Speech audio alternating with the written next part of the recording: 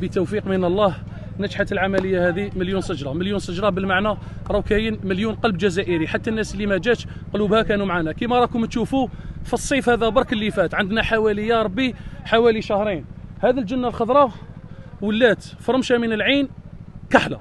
لا اله الا الله محمد رسول الله. ومن هذا المنبر نشكروا رجال الحمايه المدنيه ورجال حمايه الغابات، وكل واحد سعى وكان سبه في اطفاء الحرائق اللي كانوا هنا. باسكو على بالكم حاجه، الشيء اللي كنا نشوفوه واش انا نشوفوه دركا حاجه واحده اخرى كاع. نعاودوا نولوا للحمله تاعنا مليون شجره. الله يجازينا ويجازيكم كل خير. من هذا المنبر ربي يتقبل ان شاء الله من كل مسؤول، من كل مواطن، من كل انسان بسيط سعى في الحمله هذه. الله يجازينا ويجازيكم كل خير. كي تشوف حتى اليوم كما كان طفيل يهضر قبلي قال لك انا جيت مع العائله تاعي، هذه هي الحاجه اللي تفرح. دراري صغار اللي جاوا والنساء اللي جاوا والكبار والصغار اللي جاوا والرجال، شفنا حتى شيوخه. الله يجازيكم ويجازينا كل خير. ربي يتقبل منا ومنكم ان شاء الله. نسال الله الثبات والقبول. هذا الانسان واش يقول، وما تنساوناش من دعائكم.